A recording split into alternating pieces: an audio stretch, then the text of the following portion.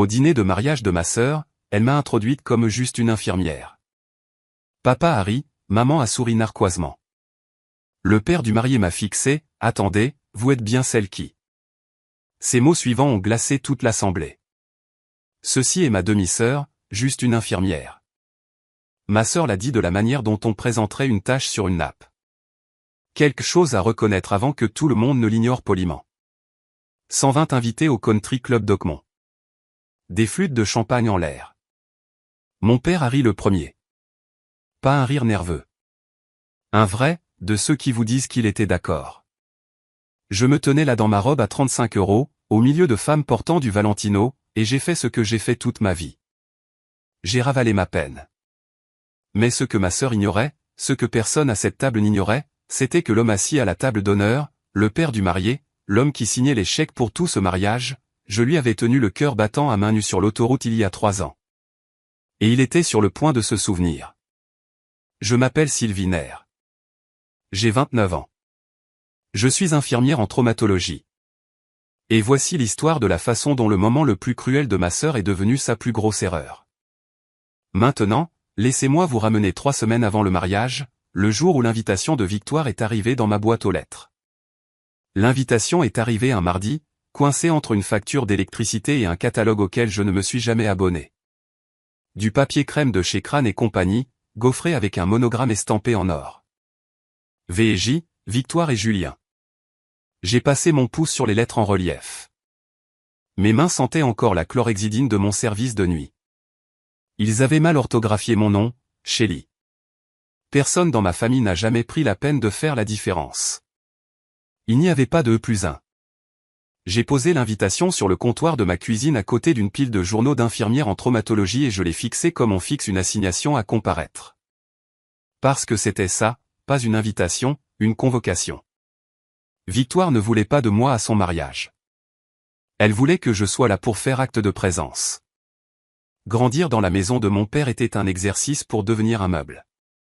Robert a épousé Diane quand j'avais 9 ans. Victoire en avait 12. Dès cette première semaine, l'architecture de la famille a changé. La chambre de Victoire avait un lit à baldaquin et un portrait commandé à un artiste local par Diane. Ma chambre était l'ancien bureau, réaménagé avec un lit de camp et une lampe qui clignotait quand le chauffage se mettait en marche. Les photos de classe de Victoire grimpaient le long du mur de l'escalier dans des cadres assortis. Les miennes traînaient dans un tiroir. Diane présentait Victoire aux invités comme notre fille. J'étais l'enfant de Robert d'avant. Et mon père, il laissait faire à chaque fois. Je l'appelais tous les dimanches, comme à l'horloge. Il décrochait, disait, « Salut, Sylve, parle pendant 90 secondes, je te rappelle après. » Il ne le faisait jamais. 3 mois pouvaient passer sans que j'entende sa voix. Et quand je finissais par rappeler, il répondait comme si rien ne s'était passé, comme si je n'étais pas quelqu'un qui méritait qu'on garde une trace. Alors, quand l'invitation de Victoire est arrivée, mon nom mal orthographié. Pas d'invité. J'ai failli la jeter. Failli. Puis mon téléphone a sonné et c'était lui. Victoire veut que tu sois là, a dit mon père. Sa voix avait cette chaleur répétée qu'il n'utilisait que lorsque quelqu'un écoutait. Cela devait signifier beaucoup. J'aurais dû le savoir.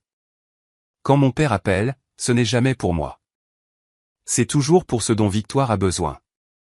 J'ai cherché les Harrington cette nuit-là, assise en tailleur sur le sol de mon appartement, mon ordinateur portable posé sur une pile de manuels de physiopathologie. Richard Harrington, 63 ans, avait commencé comme ouvrier du bâtiment dans sa vingtaine, il a bâti une société de promotion immobilière à partir d'un seul duplex rénové, jusqu'à devenir une entreprise qui avait remodelé la moitié du corridor commercial du comté de Fairfield. Fait par lui-même, le genre d'homme que les magazines décrivent comme possédant une richesse sans prétention. Son fils, Julien, était avocat d'affaires, diplômé de Georgetown Law, associé junior dans un cabinet de taille moyenne au centre-ville. Beau d'une manière soignée et prudente. Victoire sortait avec Julien depuis 2 ans, et pendant ce temps, elle avait construit toute une mythologie autour de notre famille. Je l'ai reconstituée à partir de son Instagram, le compte qu'elle ne m'a jamais laissé suivre, mais qu'elle n'a jamais pris la peine de rendre privé. Des photos soigneusement choisies de brunchs familiaux du dimanche dans des restaurants où je n'ai jamais été invité. Robert en blazer qu'elle avait choisi. Diane avec de nouvelles mèches. Des bougies sur la table. Les légendes ressemblaient à des publicités. Rien n'est plus important que la famille. Les commentaires étaient un cœur. Votre famille est un modèle. Tellement de chance. Une photo avait 47 j'aime. Je n'étais sur aucun cliché. Robert gérait un magasin de bricolage à Milford. Victoire avait raconté au Harrington qu'il était dans l'industrie du bricolage. Diane organisait de petits événements de quartier, des gâteaux simples et des plats de traiteur chauffants, et Victoire l'avait reconditionné comme quelqu'un qui dirigeait sa propre entreprise de traiteur. Tout dans notre famille était une rénovation, de la nouvelle peinture sur des montants pourris. J'ai appris plus tard de Julien lui-même que Victoire avait donné au Harrington une instruction spécifique à mon sujet. Je l'ai surprise en train de dire à Diane au téléphone la semaine précédant le brunch, nous avons besoin qu'elle soit là pour la photo de famille. Après ça, gardez-la invisible. Le mot est tombé comme un point fermé.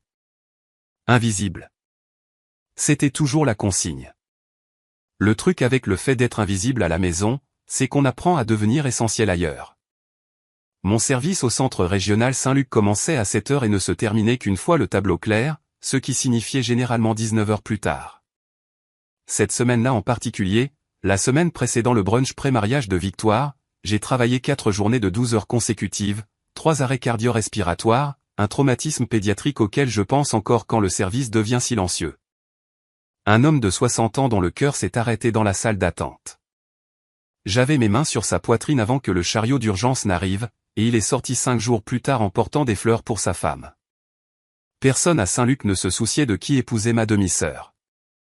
Il se souciait de savoir si mes voies intraveineuses étaient propres et si mes évaluations étaient précises. Le docteur Éléonore Marchand, l'interne qui dirigeait nos urgences comme la capitaine d'un sous-marin, m'avait nominé pour le prix d'excellence en soins infirmiers l'année précédente. J'avais gagné. La plaque trône dans mon casier au travail. Je ne l'ai jamais ramenée à la maison. Je n'en ai jamais parlé. Je n'ai jamais rien dit à ma famille. La seule fois où j'ai essayé. La seule fois où j'ai mentionné à Victoire que j'avais été nominé pour quelque chose. Elle a penché la tête et a souri. C'est mignon. Est-ce qu'il donne de vrais prix aux infirmières? Diane avait ri depuis la cuisine. Robert n'avait rien dit, alors j'ai arrêté de partager. J'ai laissé mon travail exister là où il comptait. Dans les dossiers des patients, dans les résumés de sortie, dans le hochement de tête silencieux d'un chirurgien qui savait que j'avais remarqué quelque chose qu'il avait manqué. Le plus gros cas de ma carrière avait eu lieu 3 ans plus tôt. Un camion de 18 roues s'était mis en portefeuille sur la 13 lors d'un orage. Plusieurs véhicules. Je rentrais d'un double service quand je suis tombé sur l'épave. Ce qui s'est passé pendant ces 47 minutes sur cette autoroute a tout changé, mais j'y reviendrai. Aux urgences, personne ne demande ce que pense ta famille de toi. Ils ont juste besoin que tes mains soient stables. Le brunch pré-mariage a eu lieu au domaine des Harrington, un pavillon de pierre sur 4 hectares avec une allée circulaire et des haies si parfaitement taillées qu'elles semblaient architecturales. J'ai garé ma Honda Civic entre un Porsche Cayenne et une Mercedes classe S, et je suis resté assise dans la voiture pendant 2 bonnes minutes, les mains sur le volant, me disant que ce n'était qu'un après-midi. À l'intérieur, tout sentait les pivoines fraîchement coupées et l'argent ancien. Les traiteurs se déplaçaient dans les pièces avec des plateaux d'argent. Victoire s'était positionnée au centre du salon, magnétique, riant à quelque chose que disait Marguerite Harrington, sa main reposant sur le bras de Julien comme si elle y était née. J'avais besoin d'aller aux toilettes. Un traiteur m'a indiqué un couloir, devant ce qui s'est avéré être le bureau de Richard Harrington. La porte était ouverte. Je ne voulais pas m'arrêter, mais les murs m'ont retenu. Des bibliothèques du sol au plafond, un bureau en bois de cerisier avec une carafe de quelque chose d'ambré. Macallan, j'apprendrai plus tard que c'était une bouteille de 18 ans. Les trophées professionnels encadrés tapissaient les étagères, et au centre, bénéficiant de plus de prominence que n'importe quel mémorial de contrat ou plaque de l'industrie, se trouvait une photographie. Un homme dans un lit d'hôpital, tubulure d'oxygène, des ecchymoses sur la mâchoire. À côté du cadre, une petite carte manuscrite qui disait « À l'ange de la 13 ». À côté, un article de journal découpé du registre du comté de Fairfield. Le titre « Homme d'affaires local survit à un horrible accident d'autoroute grâce à une infirmière hors service ». J'ai regardé la photo. Le visage de l'homme était gonflé, à moitié couvert de gaz. Je ne le reconnaissais pas. Je traite des centaines de patients par an et 3 ans, c'est long. Les visages se brouillent, les détails se dissolvent. J'ai jeté un coup d'œil à l'article sans lire au-delà du titre. Puis Richard Harrington est entré derrière moi. C'est mon 2e anniversaire, a-t-il dit, faisant un signe de tête vers la photo. Le jour où quelqu'un m'a rendu ma vie. J'ai souri poliment. C'est incroyable. Il m'a regardé, a maintenu le regard un peu plus longtemps que ce qui était confortable. Puis Marguerite l'a appelé du couloir et le moment s'est brisé. Victoire est apparue à mon coude. Arrête d'embêter monsieur Harrington, a-t-elle sifflé. Viens. Elle m'a tiré loin avant que je puisse dire un autre mot. Les présentations du brunch ont eu lieu dans le jardin sous une pergola chargée de glycine. Victoire s'y déplaçait comme une attachée de presse, posée, efficace, chaque phrase polie jusqu'à briller. Ma mère, Diane, elle dirigeait sa propre entreprise de traiteur avant de prendre sa retraite. Diane rayonnait. Richard a hoché la tête, impressionné. Mon beau-père, Robert, il est dans l'industrie du bricolage depuis plus de 20 ans. Robert a redressé son blazer emprunté et a serré la main de Richard trop fermement. Puis Victoire est passée au groupe d'invités suivant sans s'arrêter. Elle m'a complètement ignoré. J'étais à 1 mètre, tenant un verre d'eau gazeuse, et elle a tourné son corps comme si j'étais un pilier. Marguerite Harrington l'a remarqué. Elle m'a tendu la main. Et qui est-ce? Le sourire de Victoire s'est serré à peine. De la façon dont un point de suture tire avant de se déchirer. Oh, c'est Sylvie. Elle est dans le coin. Marguerite m'a regardé avec une curiosité sincère. Que faites-vous, Sylvie? Avant que je puisse répondre, Victoire s'est penchée. Elle travaille à l'hôpital, d'une certaine manière. J'ai croisé le regard de Marguerite.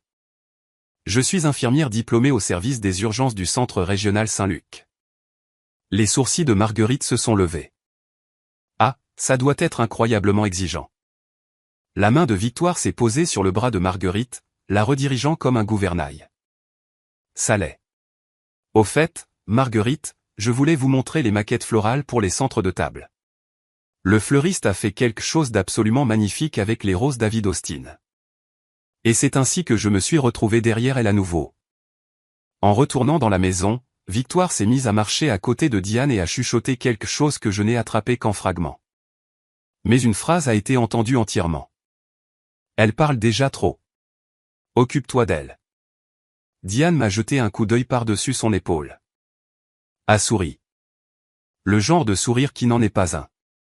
Diane m'a trouvé près du jardin de roses, seul avec mon verre d'eau, regardant les traiteurs débarrasser les plateaux du brunch.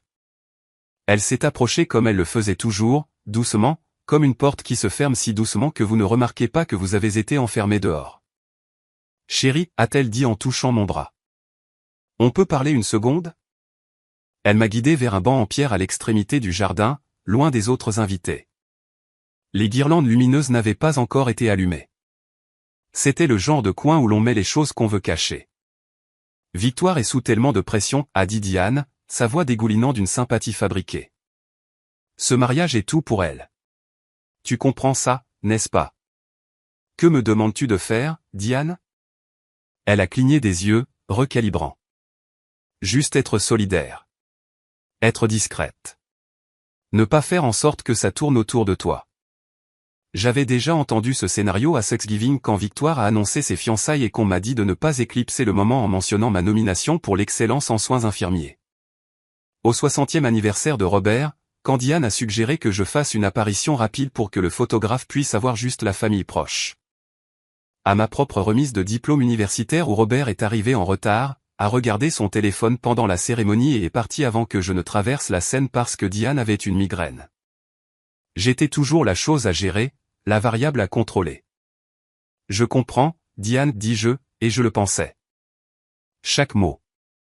Je suis retourné à l'intérieur et j'ai appelé mon amie Priya depuis le parking de l'hôpital, assise sur le capot de la Civic. Je ne sais pas pourquoi je suis venu, lui dis-je. Et puis je l'ai entendu. La voix de Victoire portant à travers une fenêtre ouverte. Elle était au téléphone avec quelqu'un. Et ce qu'elle a dit ensuite a tout changé. Non, j'ai dit au Harrington qu'elle avait des problèmes, des trucs émotionnels. Ils ne poseront pas de questions. Je suis restée assise là. J'ai tout entendu. Et j'ai senti quelque chose se réorganiser dans ma poitrine. Pas se briser, mais changer. Problème, trucs émotionnels. Les mots ont résonné dans ma tête pour le reste de la journée. J'ai conduit en revenant du brunch, les vitres baissées, l'air me fouettant le visage comme s'il pouvait effacer la conversation de ma peau. Il ne l'a pas fait. 2 jours plus tard, la confirmation est venue par accident. J'étais à la répétition générale, une courte séance au Country Club d'Oakmont pour chronométrer la procession, et j'étais sorti prendre l'air. Julien était sur la terrasse en train de parler avec son ami d'université, un garçon d'honneur nommé Tyler. Ils ne m'ont pas vu au coin. Ouais, a dit Julien, décontracté, presque négligemment. La demi-sœur de Victoire a des problèmes personnels. Victoire n'aime pas en parler. C'est triste. Tyler a murmuré quelque chose de sympathique. Julien a continué. La famille essaie de garder ça discret, tu sais, en la soutenant à distance. Soutenir à distance. C'était la phrase que Victoire avait emballée pour la consommation publique. Elle ne m'avait pas seulement exclue, elle m'avait réécrite. Dans l'esprit de la famille Harrington, je n'étais pas quelqu'un qu'on écartait. J'étais quelqu'un qu'on mettait gentiment en quarantaine. La gentille demi-sœur tragique avec des problèmes dont personne ne veut parler au dîner. Cette nuit-là, j'ai appelé mon père. Sans préambule. Savais-tu que Victoire a dit au Harrington que j'avais des problèmes de santé mentale? Silence, puis un soupir. Le soupir spécifique que Robert utilise quand il est pris en faute et qu'il veut avoir l'air fatigué plutôt que coupable. Elle protège juste l'image de la famille, Sylvie. Ne fais pas d'histoire. Protéger l'image de la famille de quoi? De moi. Tu déformes ça. Tu as accepté ça. Il n'a pas répondu, ce qui était une réponse. J'ai regardé mon père, l'homme qui portait les chaussures à l'année de main que Victoire lui avait achetées, le costume que Diane avait choisi, les répliques que sa belle-fille avait écrites, et j'ai compris quelque chose que j'évitais depuis 20 ans. Il ne l'avait pas seulement laissé m'effacer.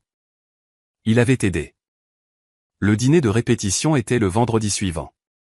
Le Country Club d'Oakmont. 120 invités. Des lustres en cristal qui jetaient de petits arcs-en-ciel sur le plafond. Un quatuor à cordes jouant du Debussy. Des serviettes de table calligraphiées à la main en orange Hermès. Le genre d'événement où même le pliage des serviettes avait un nom. Je suis arrivé 20 minutes en avance parce que je ne savais pas quoi faire de mon anxiété autrement. Je portais une robe bleu marine que j'avais trouvée chez Target pour 35 €. Simple, lignes épurées, aucun bijou à part les boucles d'oreilles en perles de ma mère, 2 petits clous lumineux qu'elle portait tous les jours jusqu'à ce que le cancer l'emporte quand j'avais 7 ans. C'étaient les seules choses qui me restaient d'elle. Le plan de table était monté sur un chevalet près de l'entrée, encadré d'or. J'ai retrouvé mon nom mal orthographié à nouveau, table 14, la dernière table, la plus proche des portes de la cuisine. J'allais m'asseoir avec la babysitter, un collègue éloigné de Diane, et une chaise vide. Victoire avait été minutieuse. Je suis entré seul. Les femmes en Valentino et Cartier se déplaçaient autour de moi comme l'eau autour d'une pierre. Diane m'a repéré de l'autre côté de la salle et a fait un rapide balayage. De la tête aux pieds, 3 secondes chrono. Puis elle s'est penchée vers Victoire et a murmuré quelque chose. Victoire a jeté un coup d'œil par-dessus son épaule, m'a regardé, et s'est détournée.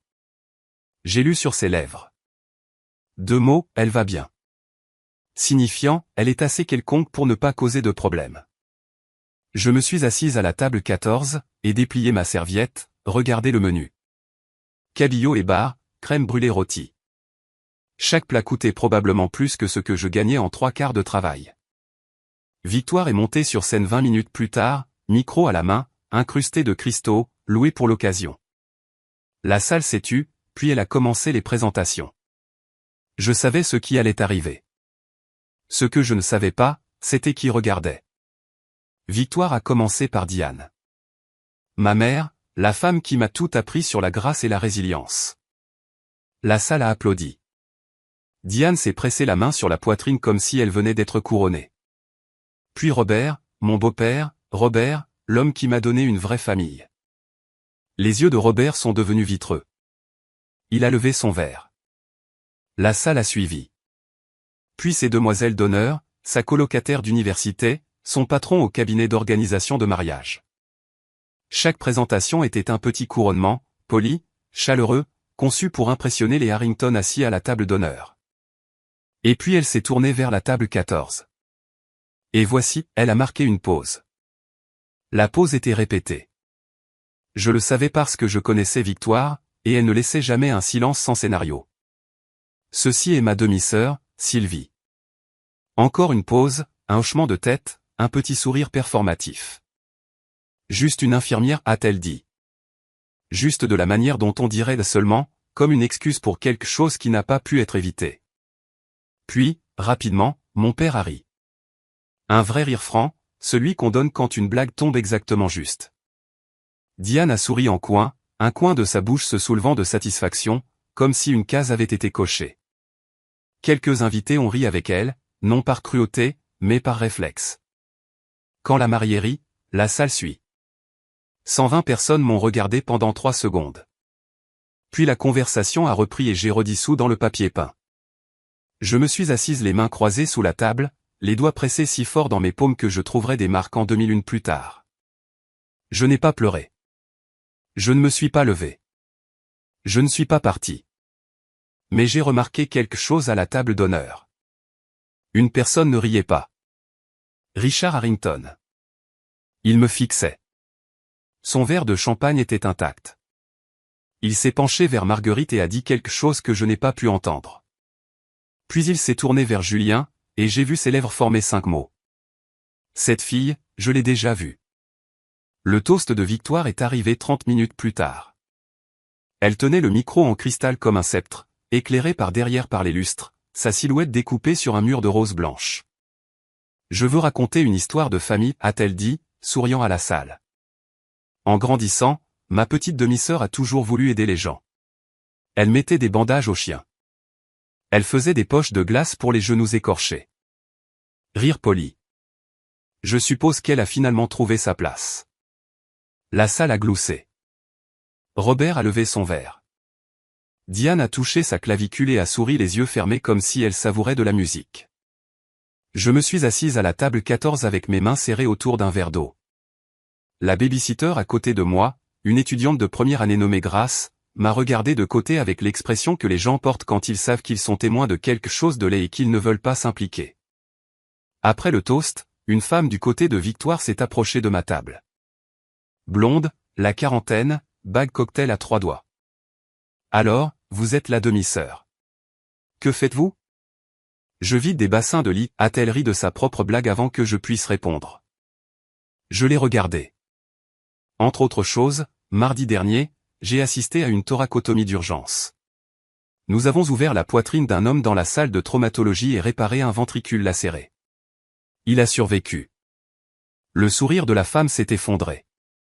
Elle a ouvert la bouche, n'a rien trouvé, et s'est excusée. Victoire s'est matérialisée en quelques secondes. Sylvie, n'ennuie pas les gens avec des histoires de travail. Je n'ai rien dit. Je n'en avais pas besoin. Le silence après le mot survécu avait fait le travail pour moi. Mais de l'autre côté de la salle, j'ai remarqué quelque chose changer. Julien, debout près du bar, regardait ses fiançailles avec une expression que je ne lui avais jamais vue auparavant. Un léger pli entre ses sourcils. Le début d'une question qu'il ne savait pas encore comment poser. Victoire m'a coincé dans les toilettes 1 heure plus tard. Comptoir en marbre blanc. Distributeur de savon Ésope, serviette en lin monogrammée pliée en éventail. Elle a fermé la porte derrière elle et le bruit a été très définitif. Écoute-moi, sa voix était plate et claire, dépouillée de la performance qu'elle portait en public. Demain, c'est mon mariage. Mon mariage. Tu vas t'asseoir. Tu vas sourire. Tu ne diras rien. Ne parle pas au Harrington. Ne parle pas de ton travail. Ne parle pas. Point. J'ai croisé son regard dans le miroir encadré d'or. Pourquoi leur as-tu dit que j'avais des problèmes de santé mentale, Victoire? Elle n'a pas scié. N'a pas nié. Je leur ai dit ce qu'ils avaient besoin d'entendre. J'ai géré le récit. Tu penses que les Harrington accepteraient cette famille telle qu'elle, un gérant de magasin de bricolage et une infirmière? Elle a dit une infirmière comme on pourrait dire l'éruption cutanée. Je construis quelque chose ici. Ce mariage est le jour le plus important de ma vie. Ne le détruis pas. Tu me demandes de prétendre que je n'existe pas. Je te demande de connaître ta place. Connais ta place. 3 mots. Les mêmes 3 mots que ma famille me disait de différentes manières depuis 20 ans à travers des chaises vides, des noms mal orthographiés, des costumes empruntés et des photocopies. Victoire était juste la première à les dire à voix haute. La porte s'est ouverte. Le visage de Diane est apparu, lisse et alerte. Tout va bien ici? Juste des trucs de sœur, a dit Victoire légèrement. Elle a lissé sa robe, ajusté son bracelet d'avilurement, emprunté, je le savais, à une cliente. Diane a souri et a refermé la porte, scellant la conversation comme une lettre qu'elle avait co-signée. Je suis resté dans ces toilettes, entouré de marbre et de monogrammes, dans un espace qui coûtait plus que mon loyer mensuel. Et j'ai pris une décision. Je ne savais pas sous quelle forme elle prendrait. Je savais seulement que demain, pour la première fois, je n'allais pas être silencieuse. J'ai quitté le dîner de répétition tôt. Personne n'a remarqué. Je me suis assise dans ma Civic sur le parking du Country Club d'Oakmont, coincé entre un Porsche Macan et un Range Rover noir, moteur éteint et main sur le volant. Le porte-clés avec l'inscription infirmière diplômée, un cadeau de l'équipe des urgences après ma première année, a attrapé la lumière de la rue et a projeté un minuscule reflet sur le tableau de bord. Je pourrais rentrer chez moi. Je pourrais manquer le mariage. Je pourrais laisser Victoire avoir sa journée parfaite et retourner aux urgences où les gens avaient réellement besoin de moi, où mon nom était correctement orthographié sur chaque dossier que je signais. Personne dans cette salle de bal ne me manquerait. C'était tout le but de la table 14. J'ai appelé le docteur Éléonore Marchand. Elle a décroché à la 2e sonnerie. Elle le faisait toujours, même en dehors des heures de service, parce que c'était ça, Hélène. Ils t'ont appelé juste une infirmière. Sa voix était stable comme l'est un scalpel. Sylvie, tu as sauvé plus de vies en un an que la plupart des gens n'en sauvent en une vie. Ne laisse personne te rabaisser. J'ai regardé par les fenêtres du sol au plafond de la salle de bal. À l'intérieur, la fête continuait sans que personne ne me manque. Et puis j'ai vu Richard Harrington. Il était seul au bar, un verre à la main, regardant par la même fenêtre que moi. Pendant un instant, nos regards se sont croisés à travers la vitre, le parking et la distance entre ce que j'étais et ce qu'il pensait que j'étais. Puis mon téléphone a vibré. Un SMS d'un numéro que je ne reconnaissais pas. C'est Marguerite Harrington. J'ai eu votre numéro sur la liste des invités. Je voulais juste dire que je suis contente que vous soyez là demain. Richard vous demandait de vos nouvelles. J'ai lu le message 3 fois. Je ne comprenais pas pourquoi elle l'avait envoyé. Je ne comprendrai que demain. Mais quelque chose dans ce message, quelque chose dans la façon dont elle avait écrit Richard vous demandait de vos nouvelles m'a dit de rester. J'ai démarré le moteur, mais j'ai conduit vers la maison, pas loin de demain. Vous savez, assise dans ce parking, j'ai failli m'en aller. J'ai failli laisser Victoire gagner à nouveau. Et je pense que beaucoup d'entre vous connaissent ce sentiment, ce moment où votre main est sur le volant et vous vous demandez, est-ce que ça vaut le coup? Si vous êtes déjà resté quand tout temps vous voulez partir, dites-moi dans les commentaires ce qui vous a fait rester. Et si cette histoire vous attire, abonnez-vous. La partie qui a tout changé arrive. Le mariage a eu lieu au domaine des Harrington. 200 invités, des arrangements floraux venus des Pays-Bas, des pivoines, des roses de jardin, du jasmin retombant. Victoire portait une robe de mariée Vera Wang qui capturait la lumière de septembre et la transformait en quelque chose de sacré. Un orchestre à cordes jouait pendant la cérémonie. Un orchestre de jazz s'échauffait derrière la tente pour la réception. Le tout ressemblait à un décor de film. Je suis arrivé tôt parce que je ne me faisais pas confiance pour arriver du tout. Victoire m'a intercepté dans l'allée. Pourquoi es-tu en avance? Reste en dehors des photos jusqu'à ce que je t'appelle. Elle m'a appelé une fois pour la photo de famille complète. Le photographe m'a placé à l'extrême bord derrière l'épaule de Diane. Je verrai la photo plus tard. Mon visage a été recadré de toutes les versions que Victoire a publiées. À la réception, j'ai trouvé ma place. Table 18, près de l'entrée de service. 2 des chaises à ma table étaient vides. Des invités qui ne sont pas venus. La nappe était légèrement froissée. Le centre de table avait moins de tiges que les autres. J'avais été placé aussi près de l'invisibilité que la géométrie le permettait, mais ensuite Richard Harrington est apparu. Il faisait le tour de la salle table par table, serrant des mains et remerciant les gens d'être venus. Quand il est arrivé à la table 18, il n'a pas serré ma main. Il a tiré une chaise et s'est assis. Vous savez, a-t-il dit en faisant tourner lentement son verre. Il y a 3 ans, j'ai failli mourir sur la 13. Un camion m'a percuté de plein fouet. J'étais coincé. Et pendant 47 minutes avant l'arrivée d'une ambulance, une personne m'a gardé en vie. Il m'a parlé de la pluie, du verre brisé, de la femme qui a rampé à travers l'épave et a maintenu ma tête immobile. Elle m'a parlé pour que je ne perde pas connaissance.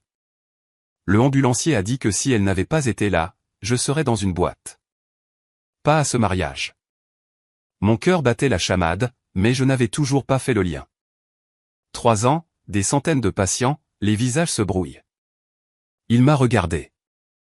Je suis désolé. Vous me rappelez quelqu'un. Puis quelqu'un a appelé son nom de l'autre côté de la tente, et il s'est levé, m'a serré l'épaule et est parti. Le discours de réception de Victoire était son chef-d'œuvre.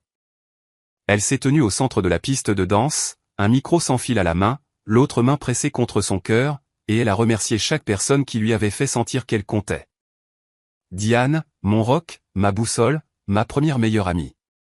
Robert, mon héros. L'homme qui m'a montré à quoi ressemble un vrai père.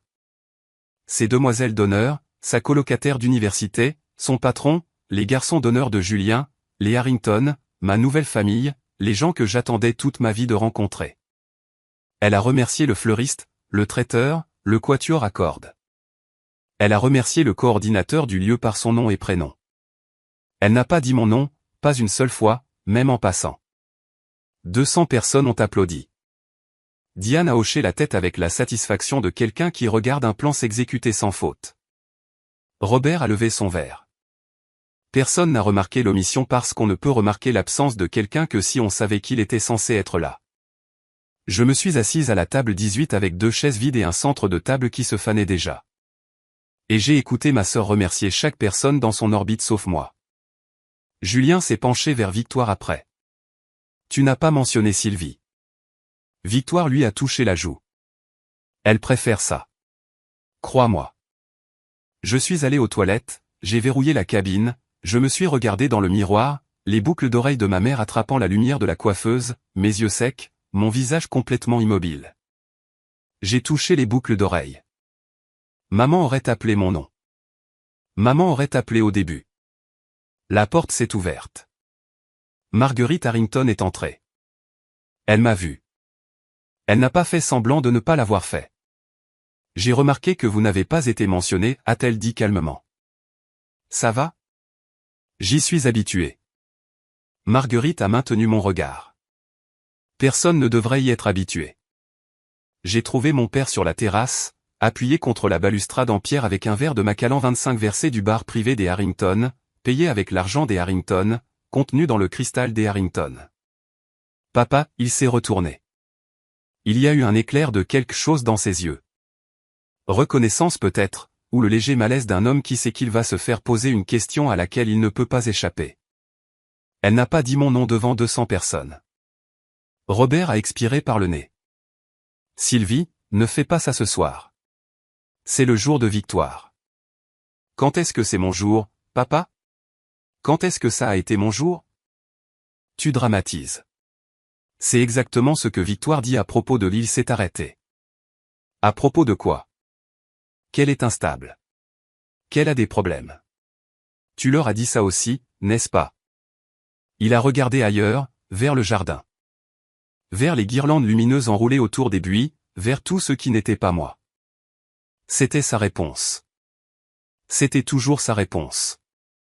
Le regard détourné, le silence, la retraite dans une certaine distance privée où il n'avait pas à rendre compte de la fille qu'il avait cessé de materner il y a 20 ans.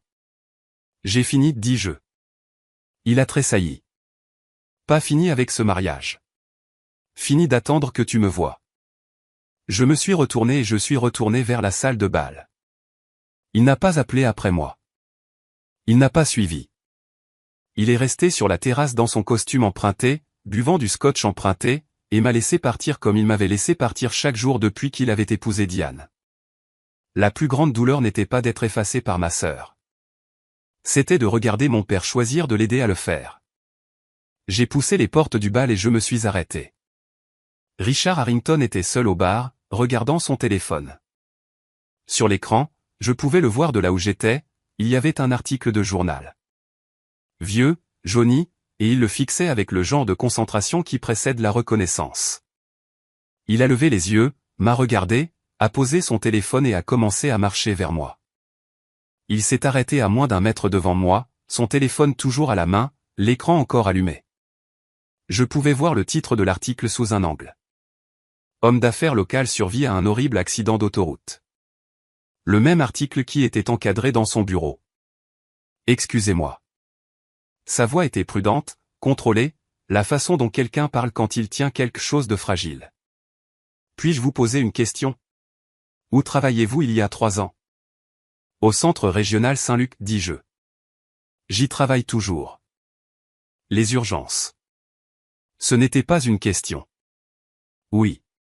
Étiez-vous sur la 13 cette nuit-là, le 14 novembre? Et voilà, la date, l'autoroute, la nuit qui avait vécu dans mon corps pendant 3 ans. Dans mes mains, dans mes épaules, dans la façon dont je sursaute encore quand j'entends des pneus se bloquer sur chaussée mouillée. Oui, dis-je. Ma voix s'est brisée pour la première fois de la nuit. Richard est resté très immobile.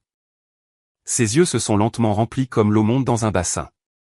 Pas soudain, pas dramatique, juste stable et certain. C'est vous, dit-il. Monsieur Harrington, vous avez tenu ma tête pendant 47 minutes sous la pluie. Vous m'avez parlé pour que je ne perde pas connaissance. Vous m'avez parlé des boucles d'oreilles de votre mère, celles qu'elle porte en ce moment. Pour que j'aie quelque chose sur quoi me concentrer alors que je ne sentais plus mes jambes. Ma main est allée à mon oreille. Le clou en perle. Le clou en perle de maman. Celui que je portais cette nuit-là sur l'autoroute. Celui que j'avais décrit à un étranger saignant et coincé pour le maintenir ancré à quelque chose de doux pendant que les sirènes étaient encore à des kilomètres. Le regard de Richard est tombé sur la boucle d'oreille. Sa mâchoire s'est serrée et sa voix s'est brisée. C'est vous. Puis la voix de Victoire a craché dans les haut-parleurs. Attention tout le monde. C'est l'heure de la danse père-fille. Richard a dû partir, mais il a pris ma main. Ses 2 mains autour des miennes et a dit, ne partez pas, s'il vous plaît. J'ai quelque chose à dire ce soir. Pendant 3 ans, il m'avait cherché, et j'étais ici, dans la famille de son fils, assise à la table 18.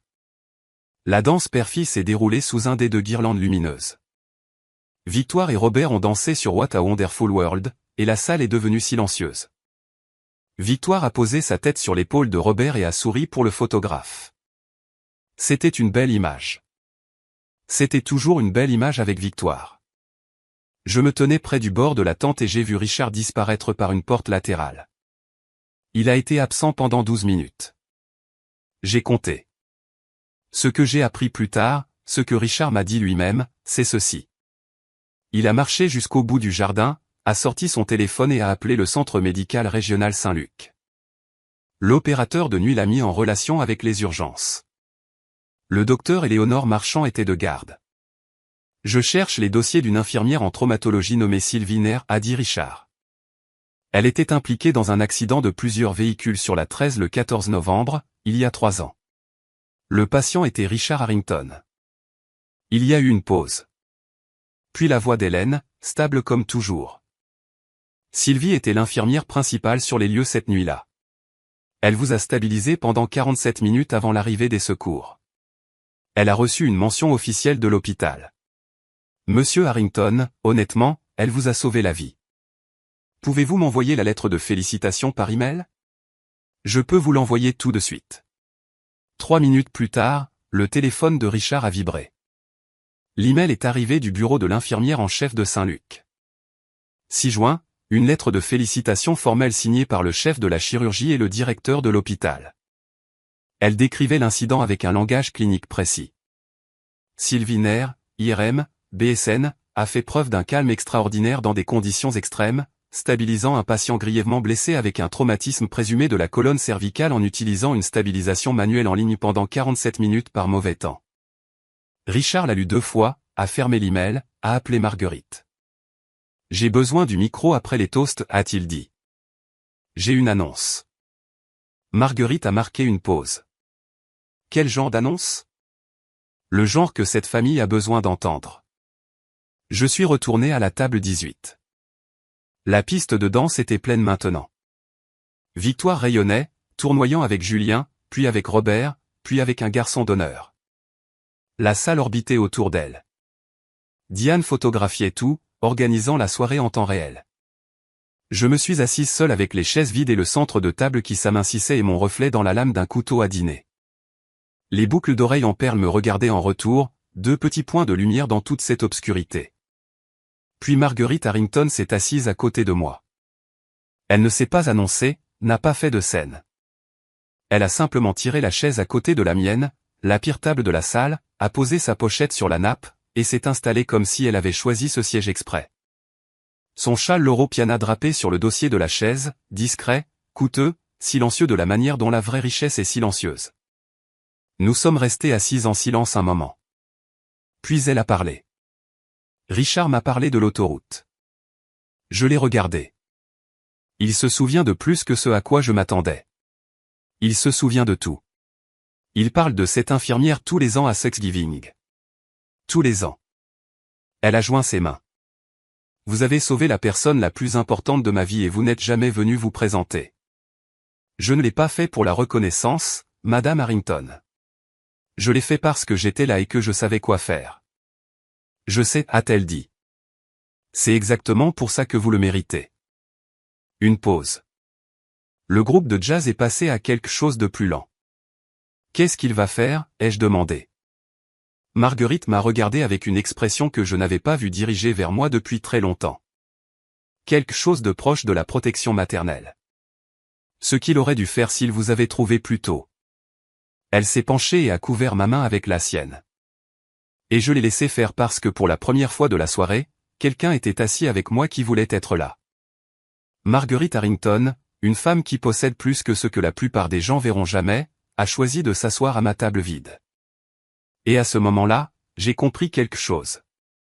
Le respect n'a rien à voir avec où on vous place. Il s'agit de qui choisit de s'asseoir avec vous. Maintenant, la prochaine partie de cette histoire.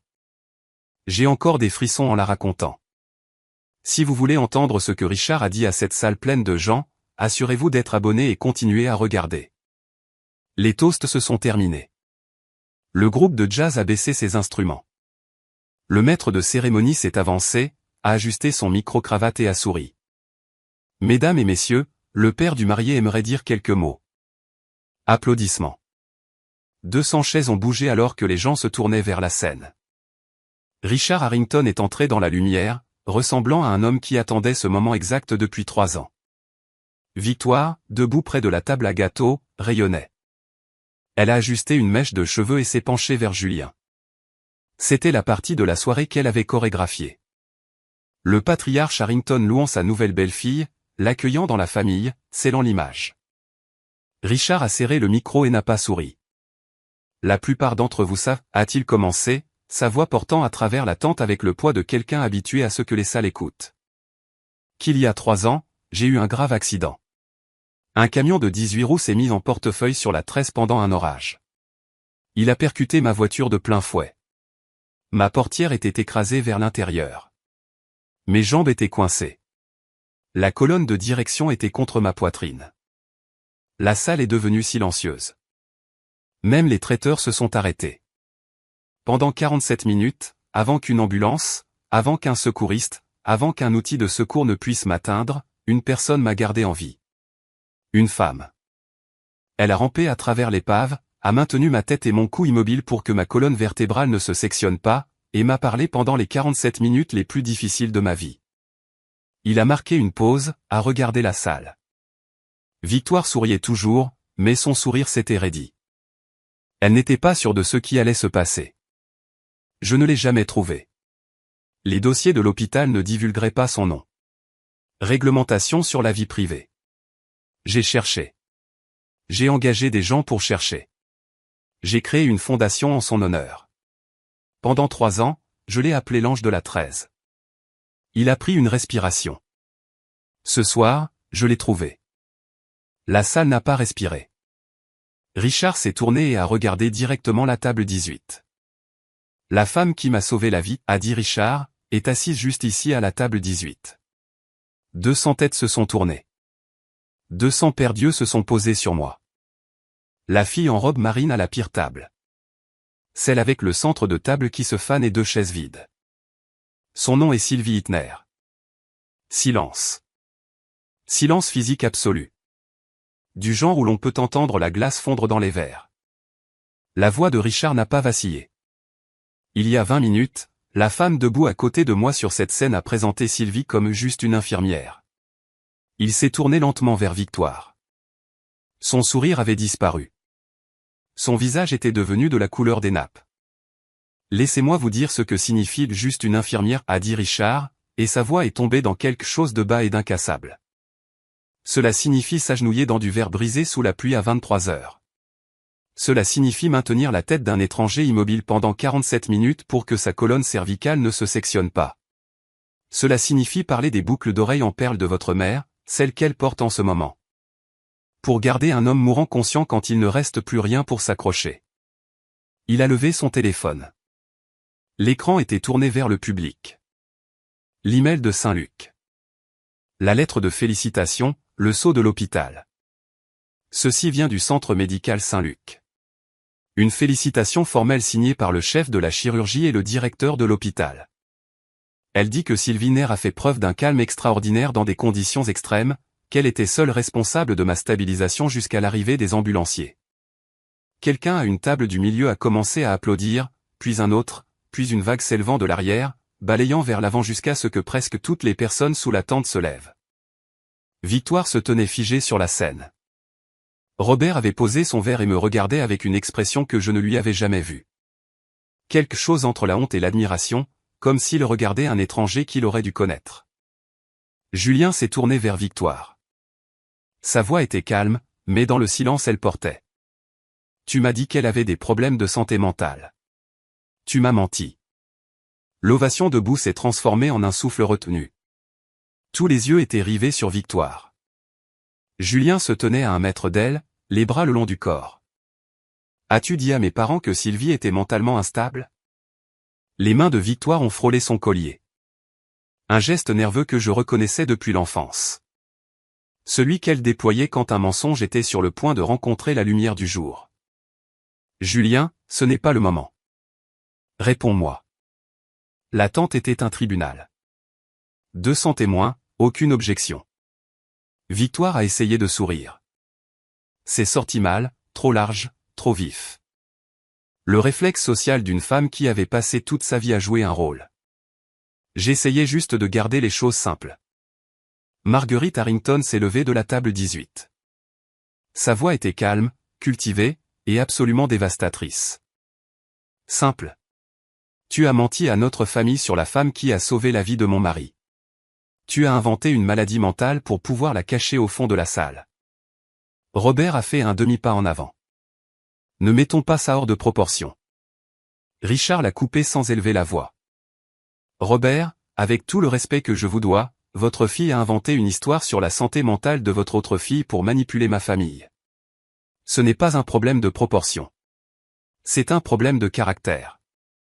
Les yeux de Victoire sont devenus humides. Des larmes ont coulé. Rapide, pratiqué. Le genre qui apparaît sur commande. Diane s'est approchée d'elle, tendant la main. Mais Victoire a repoussé la main de sa mère, et sa voix s'est brisée en quelque chose de brut. C'est sa faute, a-t-elle dit, pointant vers moi. Elle aurait dû rester invisible. Un halètement a parcouru la salle comme le vent dans des rideaux. 200 personnes l'ont entendu. La babysitter à ma table, les traiteurs près de la cuisine, Julien, Richard, mon père. Elle aurait dû rester invisible. Personne ne l'avait coachée pour dire ça. Personne ne l'avait scénarisé, et cela en faisait la chose la plus honnête que Victoire ait dite de toute la nuit. Richard a repris le micro. La salle résonnait encore de l'éclat de Victoire, mais il se tenait au centre comme un homme qui avait résisté à pire qu'un mariage qui tourne mal. Je n'avais pas prévu de faire ça ce soir, a-t-il dit. Sa voix était rugueuse sur les bords maintenant, la façon dont les voix deviennent quand l'émotion a été retenue et qu'on lui permet enfin de monter. Mais je pense que le moment ne pourrait pas être plus juste. Il s'est redressé, a regardé la salle. Il y a 3 ans, après l'accident, j'ai créé la bourse de la Fondation Harrington pour les premiers intervenants, 200 000 € annuels pour les infirmières et les ambulanciers qui font preuve d'un dévouement exceptionnel sur le terrain. Des murmures ont parcouru la tente. J'ai passé 3 ans à chercher la bonne personne pour recevoir le prix inaugural. Il a regardé à travers l'État, à travers le pays, examiné des dizaines de nominations. Il a secoué lentement la tête, et elle était là, à la table 18, dans une robe à 35 €. Il est descendu de la scène. Le projecteur l'a suivi, la même lumière qui avait illuminé la robe Vera Wang de Victoire à 12 000 €, traçait maintenant un homme de 63 ans marchant vers le fond de la salle. Il s'est arrêté à ma table, a tendu la main. Sylvie Nair, au nom de la Fondation Harrington, je voudrais vous inviter officiellement en tant que première récipiendaire de cette bourse. Elle financera une certification avancée en soins infirmiers en traumatologie, la formation continue et tout ce dont vous avez besoin pour continuer à faire ce que vous faites. Je me suis levé. Mes jambes étaient instables, mais mes yeux étaient secs. J'ai pris sa main. La salle s'est levée avec moi. 200 personnes. Une ovation debout qui a fait trembler les poteaux de la tente. Richard s'est penché et a dit doucement, juste pour moi. Merci pour ma vie. Derrière nous, Victoire est restée sur la scène, seule sous le projecteur qui ne lui appartenait plus. Son mariage, ses invités, sa scène. Et la seule histoire que tout le monde retiendrait de cette nuit serait celle qu'elle avait essayé d'effacer. Je n'ai pas sauvé Monsieur Harrington pour la reconnaissance. Je l'ai sauvé parce que c'est ce que font les infirmières. Mais je ne vais pas prétendre que ça n'a pas d'importance que quelqu'un l'ait enfin vu. Julien a pris Victoire par le bras et l'a emmenée par les portes vitrées jusqu'à la terrasse. Il n'a pas tiré. Il n'a pas élevé la voix, mais sa main était ferme et Victoire l'a suivi parce que pour la première fois dans leur relation, elle n'avait pas de scénario pour ce qui se passait. À travers la vitre, les invités pouvaient voir leur silhouette. Les bras croisés de Victoire. Les mains de Julien dans ses poches, puis sorties, puis dans ses cheveux. Le langage corporel d'un homme recalibrant tout ce qu'il pensait savoir. Des fragments de conversation ont déferlé par la porte entr'ouverte. Tu as dit à mes parents qu'elle était instable, a dit Julien.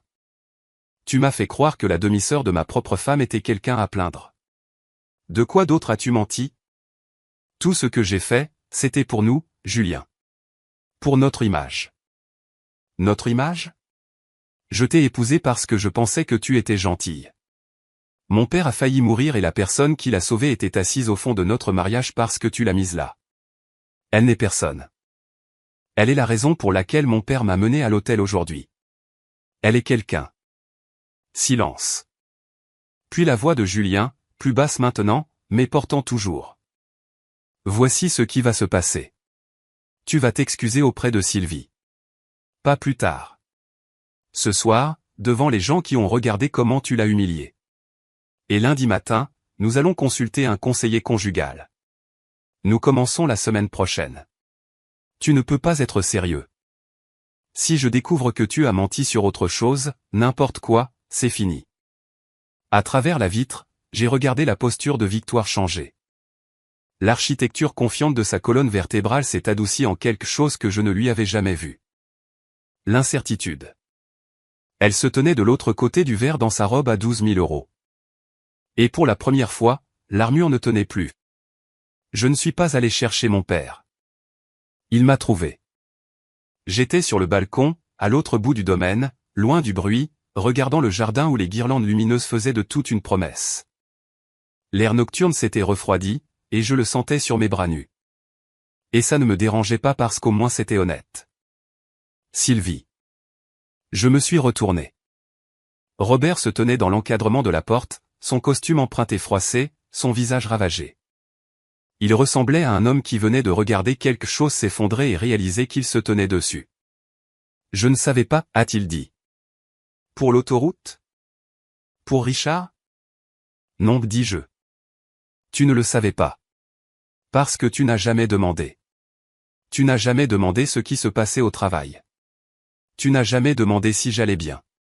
Tu n'as jamais rien demandé. Je pensais que je maintenais la paix. Tu maintenais Victoire heureuse. Ce n'est pas la même chose. Il a essayé de parler et les mots se sont dissous avant d'atteindre sa bouche. Puis il a pleuré.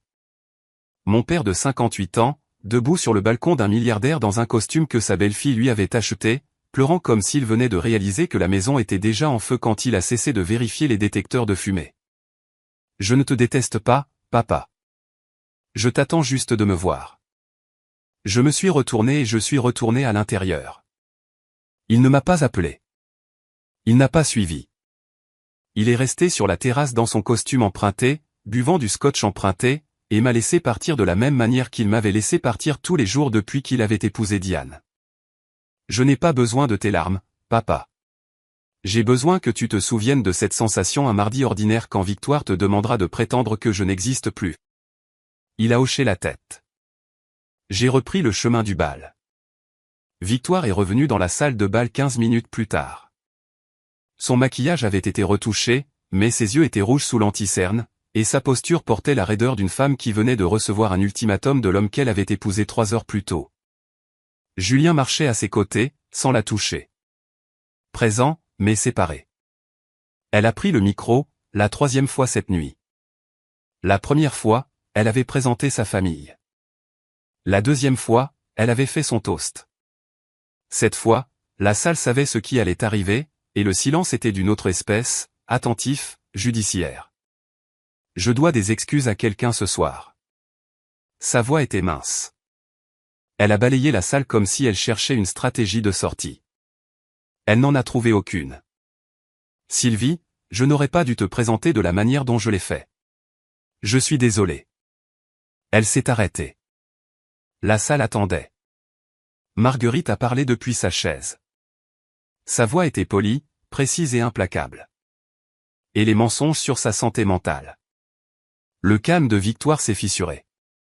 Une fracture visible comme un cheveu dans la porcelaine. J'ai dit au Harrington des choses sur Sylvie qui n'étaient pas vraies. Je suis désolé pour ça aussi. L'excuse est tombée dans la tente comme une pièce de monnaie tombée dans une cathédrale. Petite, dure, résonnante. Ce n'était pas suffisant, et tout le monde le savait. Mais c'était ce qu'une nuit pouvait arracher. Je ne suis pas allé sur scène. Je ne l'ai pas serré dans mes bras.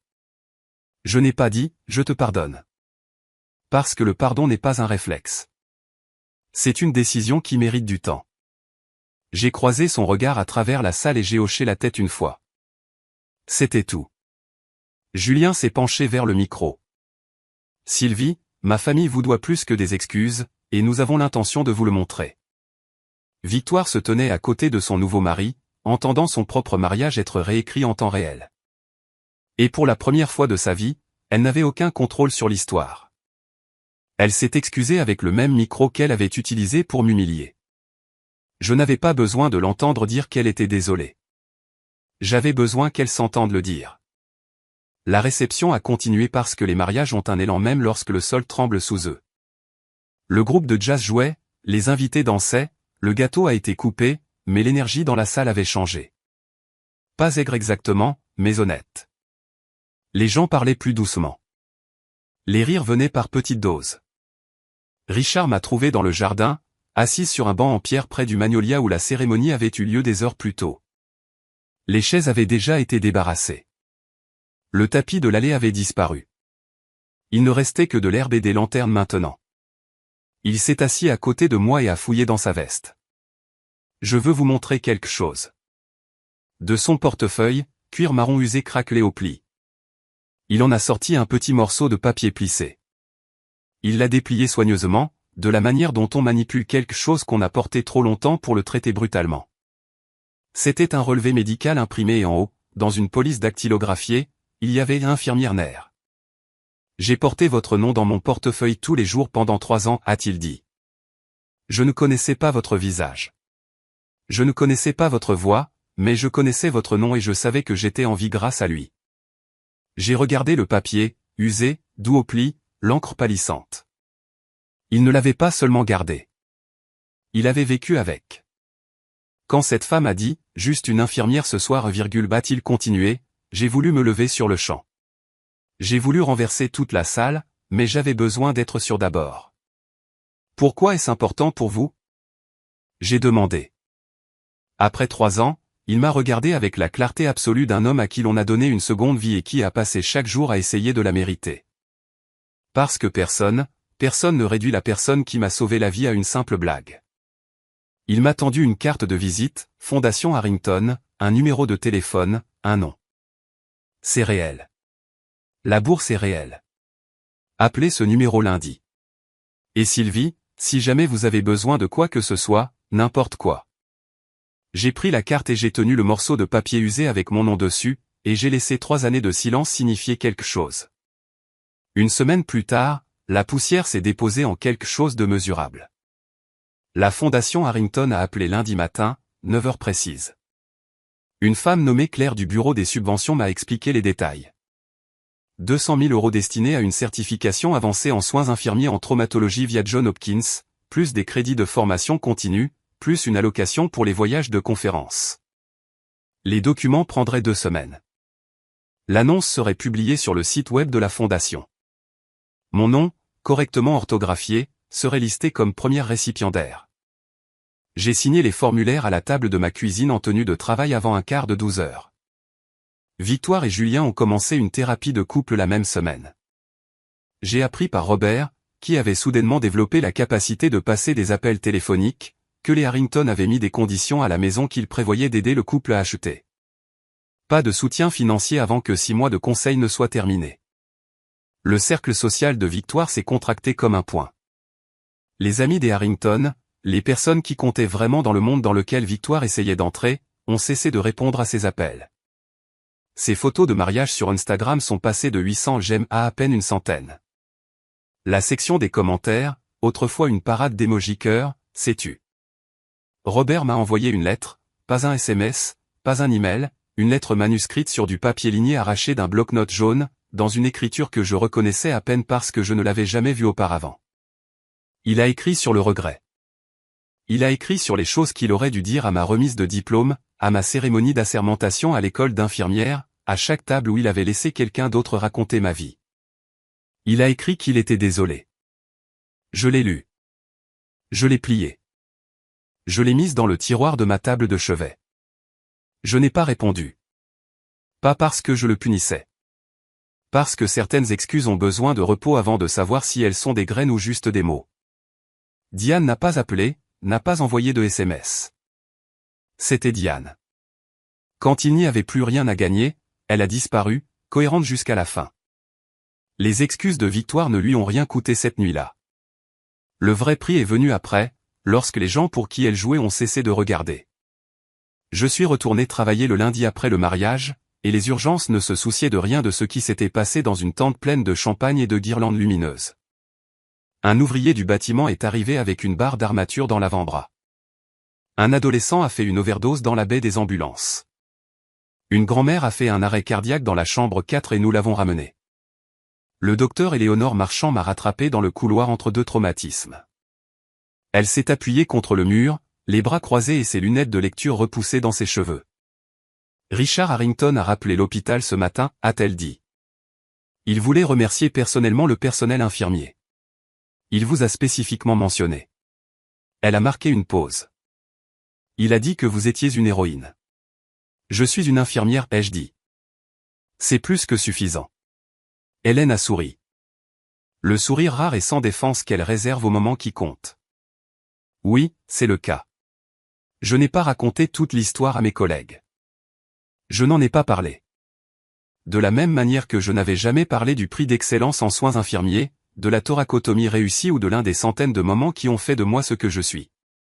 Mon travail vit là où il compte.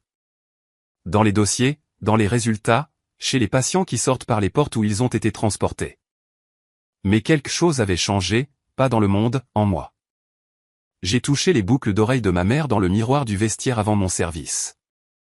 Elles avaient toujours été un rappel de ce que j'avais perdu. Maintenant, elles étaient autre chose, un fil qui reliait toutes les versions de moi. La petite fille de 7 ans qui a perdu sa mère. L'adolescente qui a disparu dans la nouvelle famille de son père. L'infirmière de 26 ans qui s'est agenouillée sur du verre brisé sous la pluie et a tenu la vie d'un étranger dans ses mains. L'infirmière de 29 ans qui s'est assise à la table 18 et a refusé de partir. Je n'avais rien planifié. Je n'ai ni comploté ni fait de stratégie. J'ai juste vécu ma vie, fait mon travail, et finalement la vérité a rattrapé. La vengeance n'était pas ce que Richard a dit sur cette scène. La vengeance, c'était 20 ans à devenir quelqu'un que Victoire ne pourrait jamais diminuer, peu importe à quel point elle essayait. La vraie force n'est pas bruyante. C'est les 47 minutes sous la pluie quand personne ne regarde. Si vous êtes assis à la table 18 dans votre propre famille, si quelqu'un vous a dit que votre travail, votre vie, votre contribution n'est juste rien, je veux que vous entendiez ceci. Vous n'êtes pas l'opinion que votre famille a de vous. Vous n'êtes pas la pire table à la fête. Vous êtes ce que vous faites quand personne n'applaudit. La semaine dernière, j'ai reçu une carte par la poste. Papier crème manuscrit, épais et lourd comme le papier véritable, de Richard Harrington. C'était une invitation pour Thanksgiving. Notre table peut accueillir 12 personnes, avait-il écrit. Il y a une chaise avec votre nom, orthographié correctement. C'était la première fois depuis des années que quelqu'un m'invitait à une table où je n'étais pas une réflexion après coup. J'ai épinglé la carte à mon réfrigérateur avec un aimant en forme de stéthoscope. Elle est à côté de mon horaire de travail et d'une photo de ma mère, celle où elle rit la tête en arrière, les boucles d'oreilles en perles attrapant la lumière. Je ne sais pas ce qui va se passer ensuite avec mon père. Je ne sais pas si Victoire va changer ou si elle va juste apprendre à cacher les parties d'elle-même qui ont été exposées. Je ne sais pas si Diane va un jour décrocher le téléphone. Mais je sais ceci. Je ne les attends plus. Ce matin, j'ai accroché mon badge à ma tenue de travail. NER, IRM, BSN. J'ai mis les boucles d'oreilles de ma mère. J'ai conduit ma Civic jusqu'à l'hôpital. Je suis entré aux urgences et l'infirmière en chef m'a tendu 3 dossiers avant que je n'ai versé mon café. Ma mère disait, aide les gens et les bonnes personnes te trouveront. Il m'a fallu 29 ans, mais elle avait raison. Je m'appelle Sylvie NER. Je ne suis qu'une infirmière. Et c'est la chose la plus puissante que j'ai jamais été.